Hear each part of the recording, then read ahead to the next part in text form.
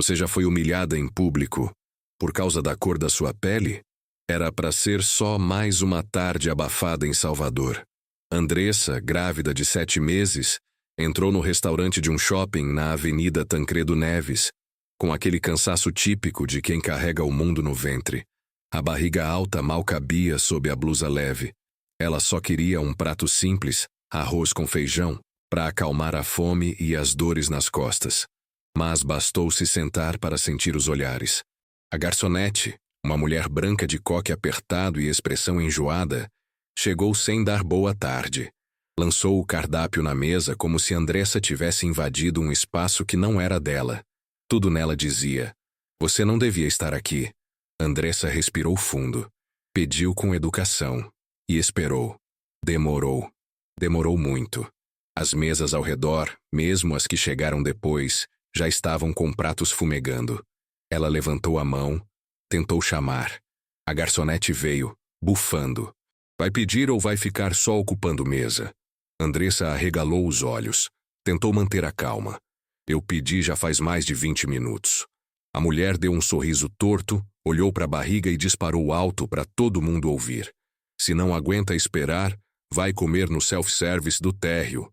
Aqui é atendimento de verdade, não marmita." Uma risada aqui, um olhar constrangido ali. Andressa tentou levantar. A cadeira arrastou com dificuldade. E foi aí que veio o absurdo. A garçonete, numa explosão de desprezo, pegou um copo d'água e jogou em Andressa, na frente de todo mundo. "Pronto, agora refresca esse calor aí e para de reclamar." Silêncio no salão. Um homem se levantou na mesa do fundo. Terno escuro, expressão dura. Ele atravessou o restaurante devagar, olhando direto para a garçonete. "Você acaba de jogar água na esposa do homem que mantém esse restaurante funcionando. Meu nome é Raul Montenegro, e eu sou o dono deste shopping." A garçonete empalideceu. Mas isso era só o começo. Andressa ficou parada, com o rosto e a barriga molhados, sentindo a água escorrer pelo tecido da blusa e escaldar o pouco de dignidade que ainda conseguia manter em pé. Ela piscava rápido, tentando segurar as lágrimas. Não pelo vexame. Ela já tinha enfrentado coisa pior. Mas pela violência de ser tratada como lixo. Grávida, negra, sozinha. E, acima de tudo, humilhada na frente de dezenas de pessoas que não disseram uma palavra. O silêncio do salão agora era tenso. Os garçons paralisados. Os clientes fingindo que olhavam para os pratos. Só Raul Montenegro andava. Seus sapatos pretos batiam no piso com firmeza, cortando o ar abafado do restaurante. O rosto dele era um bloco de pedra. Nenhuma emoção visível. Apenas os olhos fixos na garçonete. "Como é o seu nome?" A mulher recuou um passo. O pano branco pendurado no ombro agora tremia em sua mão. "Desculpa, senhor. Eu não sabia o nome." "Camila. Camila Duarte." Raul assentiu lentamente. Olhou em volta, depois voltou o olhar para Andressa, que agora tentava se recompor. As mãos pousadas na barriga como quem protege o que ainda não nasceu do mundo que já está podre. "Camila Duarte", repetiu Raul, voltando-se para a mulher. "Você está demitida. Imediatamente. E se depender de mim, nunca mais vai servir uma mesa em Salvador." Camila arregalou os olhos. "Mas, senhor, por favor, eu não sabia quem ela era. Ela entrou aqui sozinha, toda suada, sem reserva, parecia até..." Ela se calou. Tarde demais. Já tinha dito tudo. "Parecia o quê?" Raul se aproximou. A voz baixa, firme, com veneno na medida. Parecia uma mulher negra que não merece ser tratada com respeito. Era isso? Camila abriu a boca, mas não conseguiu dizer nada. Só olhava para Andressa agora, como se finalmente enxergasse que havia algo ali além da pele. Mas Andressa não olhava de volta. Ela apenas se sentou devagar, tentando controlar a respiração acelerada. O bebê se mexia. Sentia tudo. Raul estalou os dedos. Um gerente apareceu quase que do nada, pálido como papel. "Rômulo, chame a segurança. Quero essa mulher fora do meu restaurante agora. E avise o jurídico, ela vai responder por agressão." "Sim, senhor Montenegro", Camila gritou. "Mas foi só água. Foi só um copo d'água." Raul virou para ela, os olhos faiscando. E se o líquido fosse vinho tinto jogado num vestido branco de uma mulher loira? Você ainda ia dizer que foi só um copo? Camila não respondeu. Sabia que não. 2 seguranças chegaram. Um deles, um rapaz negro forte e calado, olhou para Andressa por um segundo antes de segurar Camila pelo braço. Não com violência, mas com firmeza. Ela ainda tentou resistir, mas não havia mais espaço para arrogância. Enquanto era levada, gritou: "Isso é abuso de poder. Tudo por causa de uma mulherzinha. Ela nem parece esposa de ninguém importante." Raul respirou fundo. Puxou uma cadeira e se sentou ao lado de Andressa. Falou devagar, como quem mede cada sílaba. "Não importa se ela é minha esposa, Camila. Ela é uma mulher, grávida. E você a agrediu porque achou que podia." Camila saiu do restaurante sendo vaiada por algumas poucas pessoas que finalmente se manifestaram. Os outros ainda se escondiam atrás de talheres. Raul virou-se para o gerente. "Traga toalhas limpas, roupa seca da loja do lado e uma água mineral. E depois chame um médico. Ela vai ser atendida aqui, agora." Rômulo correu gaguejando. "Sim, senhor. Sim, senhor." Andressa, por fim, falou, a voz ainda embargada. "Você não precisava ter feito isso tudo." Raul olhou para ela. "Você acha mesmo que eu ia ficar parado vendo jogarem água na mãe do meu filho?" Ela tentou sorrir, mas os lábios tremeram. A emoção era tanta que doía. "Não é só por mim, Raul. É por todas as outras. E se eu não fosse sua mulher? Camila ainda estaria demitida." Mas talvez o resto do restaurante tivesse continuado comendo em silêncio. Ela assentiu cansada. Raul segurou sua mão molhada com cuidado. Havia ternura, mas também raiva contida. Isso nunca vai acontecer de novo. Andressa olhou em volta. Os olhos de algumas mulheres negras agora a fitavam com respeito. Com inveja boa, talvez. Com reconhecimento.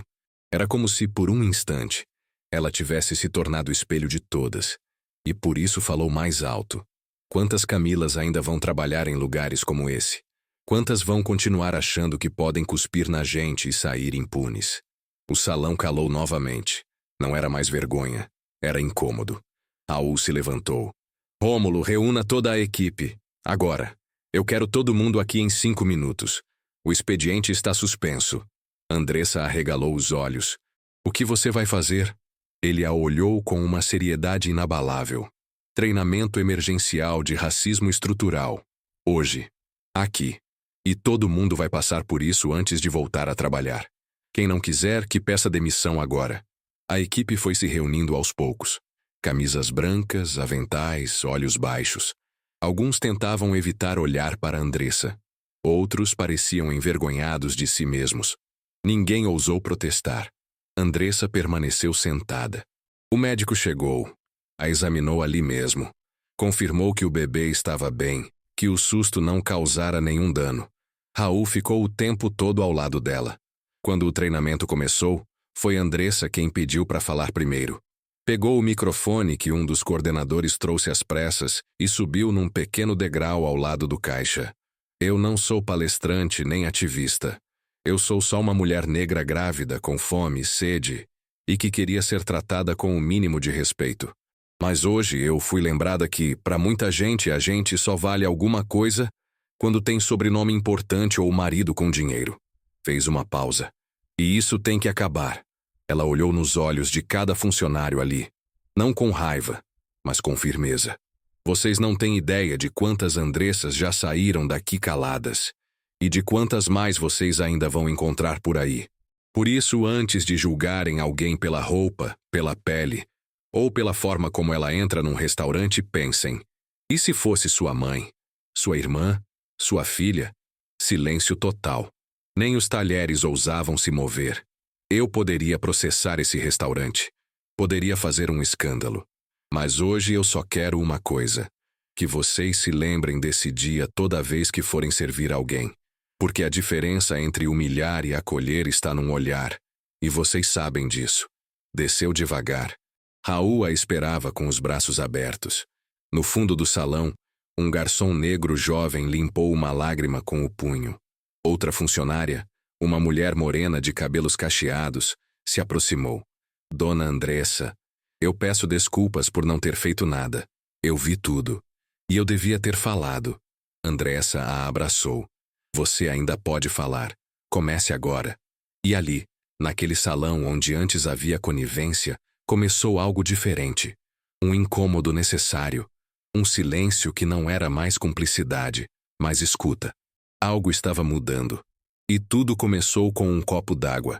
Nos dias que se seguiram, a história se espalhou feito rastilho de pólvora. Alguém filmou o momento exato em que Camila jogava água em Andressa. O vídeo, gravado discretamente por um cliente no canto do salão, vazou nas redes sociais antes mesmo do expediente do restaurante recomeçar.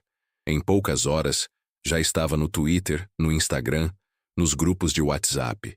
A legenda: garçonete joga água em mulher negra grávida, sem saber que ela é esposa do dono do shopping, era o tipo de manchete que chamava a atenção, mas que escondia o que mais importava. Porque a maioria só queria saber da parte sem saber quem ela era. Como se o crime fosse menos grave se a vítima fosse ninguém. Como se a cor, o estado de gestação, a humilhação em público fossem detalhes menores diante do status social. Mas Andressa não se calou. Mesmo contra a vontade de Raul, que preferia blindá-la da exposição, ela decidiu ir à imprensa. Não por fama, mas por justiça. Na manhã da quarta-feira, Andressa estava sentada em um estúdio simples da TV Bahia, ao lado da jornalista Lúcia Porto. Estava calma, vestindo um vestido azul escuro, os cabelos presos num coque baixo, a barriga ainda mais aparente. Por que resolveu falar, dona Andressa? Ela respirou fundo antes de responder. Porque eu não sou a primeira. E sei que, se eu ficar calada, não vou ser a última. A entrevista correu com um misto de emoção e firmeza. Quando foi ao ar naquela mesma noite gerou comoção e revolta. Muitos elogiaram sua postura, sua serenidade. Mas outros, como sempre, tentaram inverter a narrativa. Disseram que ela estava se aproveitando da situação, que a esquerda tinha transformado o caso em palco político. Alguns perfis até insinuaram que ela tinha provocado a garçonete. Olha aí, querendo lacrar em cima do bebê, dizia um comentário. Aposto que se fosse uma mulher branca, isso não virava nem notícia. Andressa leu tudo, em silêncio. E mesmo doendo, ela não apagou os comentários. Deixou todos ali, porque era prova viva de como o racismo se adapta. Quando não pode negar, tenta deslegitimar. Mas a resposta que ela buscava veio de outro lugar.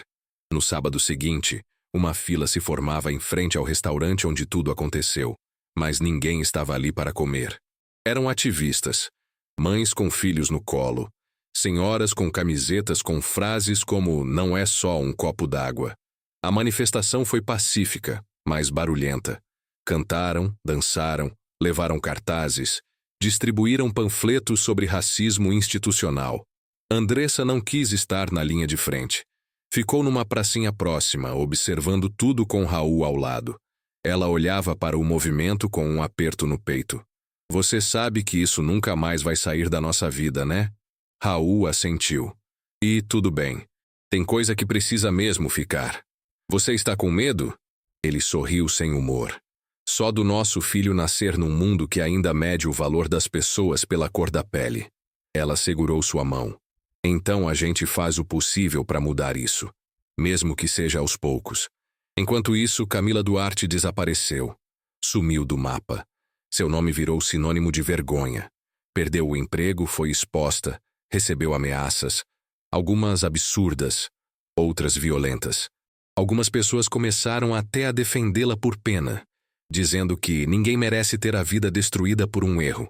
Mas ninguém parecia preocupado em perguntar como Andressa estava, como ela dormia, como a gravidez seguiu depois do trauma. E foi isso que motivou sua próxima atitude. 2 semanas após o incidente, Andressa publicou um vídeo em suas redes. Simples, sem edição.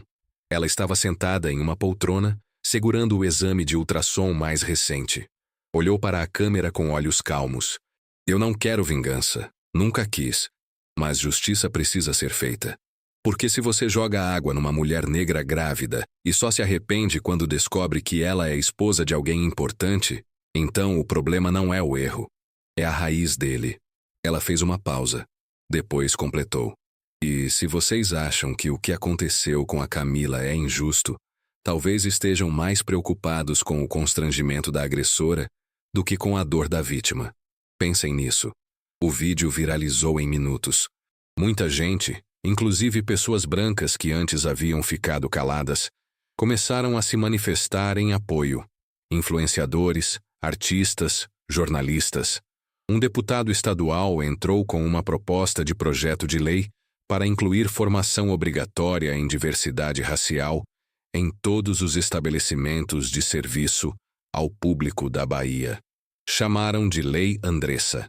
A essa altura, a história já havia extrapolado o caso em si. Era símbolo, era espelho, era chamado.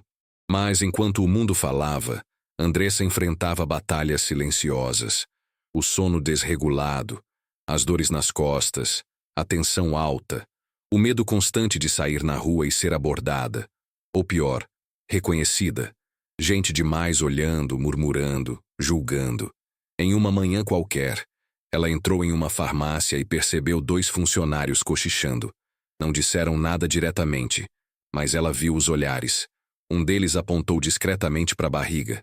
Ela ouviu um sussurro. É aquela lá da treta do restaurante. Sentiu o estômago revirar. Pegou os remédios e saiu sem comprar. Chorou no carro. À noite, contou para Raul. Ele ficou furioso. Não quero mais que você saia sozinha. Pelo menos até o bebê nascer. E depois? Ele não soube responder. E foi nesse contexto que algo inesperado aconteceu. Numa tarde chuvosa, bateu à porta uma mulher com casaco simples e olhos vermelhos. Andressa estranhou. Raul atendeu, desconfiado. Posso falar com ela? Só 1 minuto. Por favor. Era Camila. Andressa hesitou, mas permitiu. A mulher entrou com passos curtos, mãos trêmulas. Ficou de pé, sem saber onde colocar o olhar. Por fim, falou. Eu vim pedir perdão. Silêncio. Andressa cruzou os braços. Por quê? Camila respirou fundo. Porque eu achava que era só uma atitude feia. Mas eu comecei a entender que foi muito mais que isso. Eu fui violenta, covarde. E pior, achava que estava no meu direito. Ela engoliu seco. Fui chamada por uma ONG depois que perdi o emprego. Eles me fizeram ver coisas que eu nunca quis enxergar. Histórias como a sua, como a da minha vizinha, da minha antiga babá. E agora eu não durmo. Andressa não disse nada. Eu sei que um pedido de desculpas não apaga o que fiz. E nem quero que me desculpe se não quiser. Mas precisava vir aqui, para olhar nos seus olhos e dizer: eu errei, eu fui racista, e estou tentando deixar de ser. Andressa ficou um tempo em silêncio. Então respondeu: o racismo não é uma doença que você cura. É um sistema que a gente precisa desmontar. Todo dia. Camila assentiu chorando. Obrigada por ter falado, por ter exposto. Foi justo. Antes de sair, deixou um envelope. Isso é meu primeiro salário no novo emprego. Trabalho numa ONG agora. É pouco, mas quero doar para alguma causa que você escolher. Não quero que esse dinheiro sirva para limpar minha culpa, só para começar a fazer algo certo. Andressa pegou o envelope. Não sorriu, mas disse: vai ser usado para comprar livros para meninas negras de periferia, que nunca mais vão abaixar a cabeça num restaurante. Camila saiu sem dizer mais nada, e Andressa sentou na poltrona, exausta. Mas pela primeira vez em semanas, conseguiu respirar fundo e sentir que, apesar de tudo, algo estava mudando. No mês seguinte, Andressa deu entrada na maternidade do Hospital Aliança, em Salvador, numa madrugada chuvosa e abafada, daquelas que parecem pesar nos ombros. Raul dirigia com uma mão no volante e a outra segurando a dela. O trabalho de parto começara devagar, mas com dor suficiente para lembrá-la de que aquele era o final de um ciclo e o começo de outro. A chegada na recepção foi tranquila até uma enfermeira, branca e loira, franzir o senho ao ver o nome completo de Andressa no prontuário. Andressa Barreto Montenegro, murmurou a mulher puxando o óculos para o meio do nariz. É a da televisão? Raul franziu a testa. Andressa assentiu sem forças para falar. Estava com 4 centímetros de dilatação, contrações regulares e não tinha energia para mais olhares de julgamento. Sim, sou eu. A mulher tentou disfarçar a tensão, mas falhou. Certo. Vamos encaminhá-la para o pré-parto. Só preciso confirmar alguns dados. Foram segundos que pareceram eternos. A enfermeira fez as perguntas burocráticas sem olhar nos olhos de Andressa. E Raul já se irritava. Mas ela apertou a mão dele, como quem diz, deixa.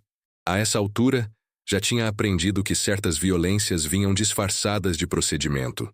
Horas depois, numa sala com luz baixa e cheiro de álcool hospitalar, Andressa deu à luz um menino de 3,4 kg, com olhos escuros e cabelos macios. Ele chorou alto, e ela chorou junto. Raul beijou sua testa. Bem-vindo ao mundo, meu filho. Que você seja tratado com a dignidade que sua mãe precisou lutar para garantir. Foram 2 dias no hospital. A primeira noite, sem descanso. A segunda, cheia de visitas e de olhares atravessados. Algumas enfermeiras a tratavam com uma mistura de respeito forçado e desconforto. Uma delas cochichou com outra no corredor. Ela é a mulher do caso do restaurante. A que armou escândalo. Andressa ouviu, mas não respondeu. Estava cansada demais e consciente demais de que, mesmo dando à luz, ainda era lida como a mulher negra que criou confusão. Na manhã da alta, já no elevador, uma funcionária da limpeza, uma mulher negra de uns 50 e poucos anos, tocou de leve o braço de Andressa. Obrigada. Por tudo.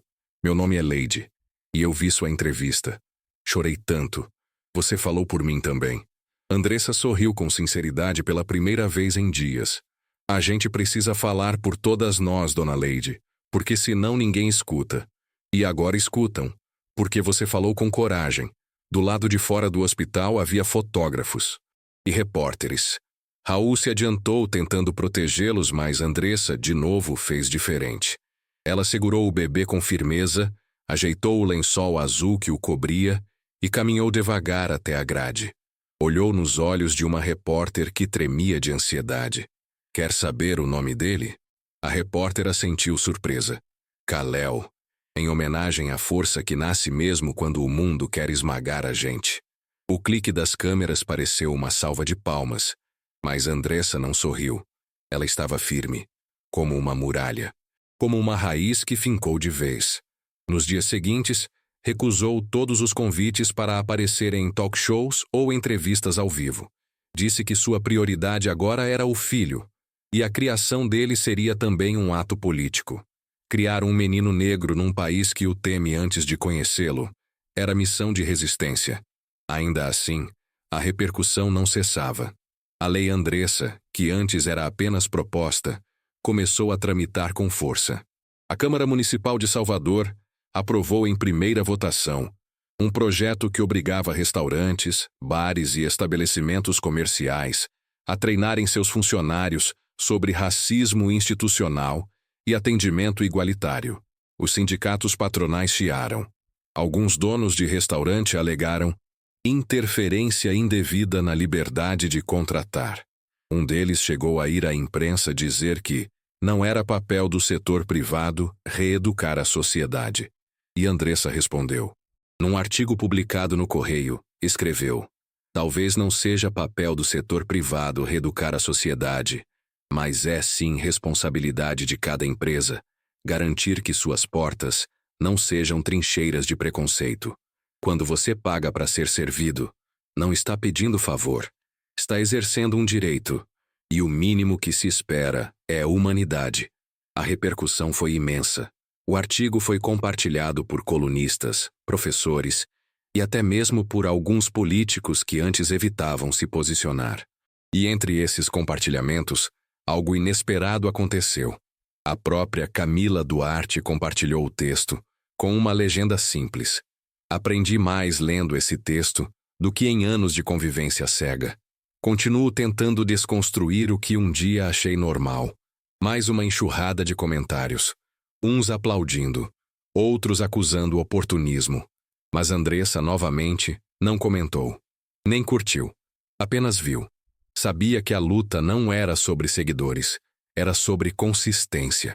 Raul, por sua vez, seguiu ao lado dela, firme, mas em silêncio cada vez mais contido. Numa noite, enquanto Kalel dormia no berço, ele se sentou ao lado de Andressa no sofá e falou o que segurava havia semanas. Eu tenho medo de você se machucar com tudo isso. Eu já me machuquei, Raul. A diferença é que agora não foi em silêncio. Mas e se tentarem te calar? De novo? Ela o olhou, olhos fundos, com o cansaço de quem carrega séculos no corpo. Vão tentar. Sempre tentam. Mas a minha voz agora não é mais só minha. Ela ecoa em outras. E isso ninguém apaga. Foi nesse espírito que Andressa recebeu, semanas depois, um convite inesperado. O Ministério dos Direitos Humanos queria ouvi-la. Não como vítima, mas como consultora para a construção de políticas públicas sobre discriminação racial em espaços comerciais. Ela hesitou. Não se via como especialista. Era mãe, mulher, ferida e firme. Mas foi. No encontro em Brasília, entrou na sala de reunião de vestido simples e sapatos baixos. Não usava maquiagem, nem salto, mas sua presença enchia o espaço. O coordenador do grupo a recebeu com respeito. Dona Andressa, quer começar contando sua história? Ela balançou a cabeça. Não, minha história vocês já conhecem. Eu vim aqui para falar das que não chegam nos jornais. E falou. De Lady, a funcionária da limpeza. De Suelen, uma ex-aluna sua que quase perdeu um estágio porque não se encaixava no perfil do escritório. De Dona Dalva, sua mãe, que trabalhou 30 anos como doméstica sem nunca poder comer na mesa da patroa. Saiu da reunião com a certeza de que alguma coisa mudaria. Não tudo, não rápido, mas algo. E era isso que a movia. Ao voltar para casa, encontrou Raul com Kalel no colo, cantando uma cantiga antiga que sua mãe cantava para ele quando pequeno. Andressa parou na porta. Observou os dois por um tempo, em silêncio. Depois caminhou até eles, beijou o filho e encostou a cabeça no ombro de Raul. Ele vai crescer sabendo quem ele é e vai se orgulhar disso. Raul sorriu. E vai ter orgulho da mãe dele também, porque ela fez o que muitos não tiveram coragem. Do lado de fora, a noite baiana descia quente e úmida. Mas, dentro daquela casa, havia algo que não se quebrava. Nem com água, nem com silêncio, nem com ódio. Resistência. 2 meses depois, Andressa empurrava o carrinho de Kalel pela calçada do dique do Tororó, ao entardecer. O sol beijava a superfície da água e pintava reflexos dourados nos orixás flutuantes. O menino dormia, sereno, enquanto ela caminhava em silêncio. Raul vinha ao lado, uma sacola de fraldas numa mão e um copo de água de coco na outra. A cidade parecia ter voltado ao normal. Os protestos tinham cessado, as manchetes haviam se apagado, os debates esfriado. Mas dentro dela, algo continuava aceso. Uma chama que não se apagava com o tempo. Pelo contrário, ardia mais forte quanto mais o mundo fingia esquecer. Foi nessa tarde que recebeu a mensagem. Era do gabinete de uma vereadora de Salvador. A Lei Andressa, como havia sido apelidada pela imprensa, acabara de ser aprovada em segunda votação, por maioria esmagadora. O município agora teria um programa obrigatório de treinamento antirracista em todos os estabelecimentos comerciais, com mais de 10 funcionários. Penalidades previstas. Fiscalização garantida. Ela sentou num banco de pedra, ainda olhando a água. Raul leu a mensagem por cima do ombro. Você conseguiu, disse ele quase num sussurro. Andressa balançou a cabeça. A gente conseguiu. E ainda tem muito mais por fazer. Naquela noite, ela escreveu um texto. Não para os jornais, não para os políticos, mas para Kalel. Salvou como rascunho, sem pressa de mostrar ao mundo. Mas precisava deixar registrado. Filho, quando você crescer, talvez não entenda por que a sua mãe foi chamada de exagerada, de oportunista, de militante. Talvez você veja vídeos antigos e ache que foi só um caso isolado, uma mulher jogando água em outra. Mas foi mais. Muito mais. Foi sobre os olhos que fingiram não ver, os que viraram o rosto, e os que esperaram que eu reagisse com gritos para poderem me chamar de histérica. Você nasceu de mim no tempo certo, e o mundo te recebeu ainda meio torto, mas com rachaduras por onde a luz já começa a entrar. que você nunca precise se esconder e que, se um dia te fizerem sentir menor, você lembre. Sua mãe gritou primeiro, para que você pudesse andar mais seguro. Te amo, mamãe. Dias depois, a história voltou a ser notícia. Não por tragédia, mas por exemplo. Um restaurante famoso em São Paulo implementou um programa próprio de formação em antirracismo inspirado na Lei Andressa. Em seguida, uma rede de cafeterias do Rio fez o mesmo. Começava a virar prática, não moda, cultura. Andressa foi convidada para um evento educacional na UFBA, onde jovens da periferia falariam sobre suas vivências com discriminação em espaços públicos. Ela foi como ouvinte. Sentou-se no fundo do auditório com Kalel dormindo no colo e ouviu uma adolescente de 16 anos dizer: "Eu achei que ninguém ia me entender quando fui tratada mal numa loja. Mas aí eu vi a história daquela mulher no restaurante e percebi que não era culpa minha. Era do sistema. E agora eu não me calo mais." Andressa chorou. Em silêncio, como sempre. Mas dessa vez, chorou de esperança. Na saída, um grupo de estudantes se aproximou. "Professora Andressa, a senhora da palestra?" Ela riu, surpresa. "Não, minha gente. Eu sou só uma mulher que viveu um absurdo e resolveu não engolir em seco. Mas é que a senhora fala como se tivesse ensaiado tudo." Ela olhou para eles, depois para Kalel em seus braços. "Eu falo como quem carrega um mundo nas costas e não aceita mais abaixar a cabeça." Naquela noite em casa, Raul preparou um jantar simples. Arroz, feijão, carne moída, salada. Kalel dormia no quarto, embriagado de mamadas e colo. Eles comeram em silêncio por alguns minutos, até que Raul olhou para ela, de forma diferente. "Você sabia que ia dar nisso tudo?" Andressa pensou um pouco. "Eu só sabia que não dava para deixar aquilo passar. Não mais. Tem gente dizendo que você virou símbolo. Eu não quero ser símbolo, Raul. Quero ser caminho. Um entre muitos." Ele sorriu. "E já é." No fim daquele mês, chegou uma carta. Escrita à mão. Selada com cuidado. Era de Camila Duarte. Não havia pedidos. Nem promessas. Apenas relatos. Dizia que havia iniciado uma formação longa em relações raciais, que se voluntariava numa ONG de combate à intolerância. E que, se Andressa permitisse, gostaria de visitá-la um dia. Não como ré, não como culpada, mas como alguém em processo. Alguém disposta a ouvir. Andressa não respondeu. Ainda não. Porque o tempo da escuta nem sempre é o tempo da reconciliação. Mas guardou a carta. Como se fosse uma prova de que às vezes o caminho da justiça pode plantar algo onde só havia terra queimada.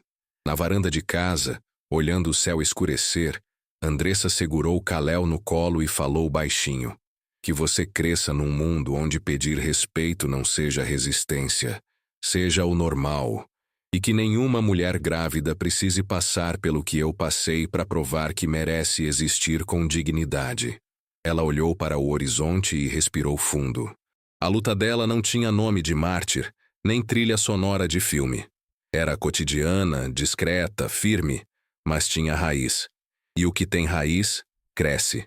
Se essa história te tocou, te fez pensar ou te lembrou de algo que você viveu ou viu acontecer, inscreva-se no canal. É compartilhando que a gente transforma silêncio em voz e voz em mudança. A sua voz importa. Use.